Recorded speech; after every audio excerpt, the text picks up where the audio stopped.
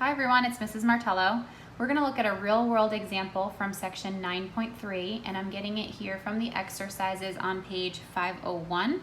We're going to look at number 33 here. So for number 33, it says, a person sitting in the top row of the bleachers at a sporting event drops a pair of sunglasses from a height of 24 feet. The function h equals negative 16x squared plus 24 represents the height h in feet of the sunglasses after x seconds. After how long does it take for the sunglasses to hit the ground? Okay, let's write the equation. H equals negative 16x squared plus 24.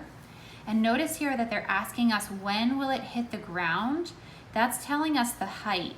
They're telling us that h is going to equal 0. So when the sunglasses are on the ground, the height of the sunglasses are 0 feet. So let's take 0 and let's plug it into our equation for the h. So now we have 0 equals negative 16x squared plus 24. Let's solve for x. So we're going to solve using square roots.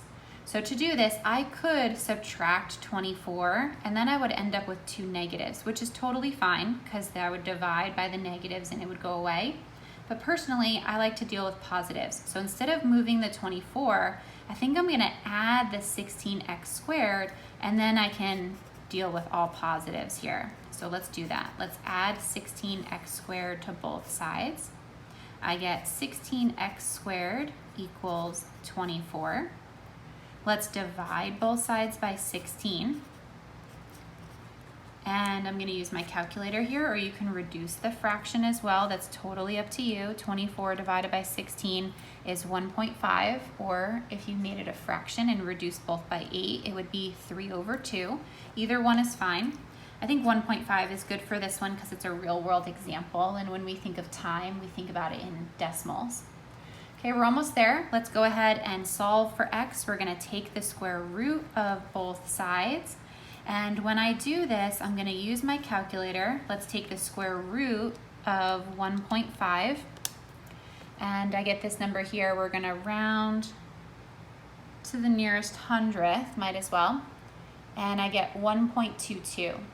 Now, in this case, would it make sense for us to talk about negative in our answer? Should I say plus or minus 1.22?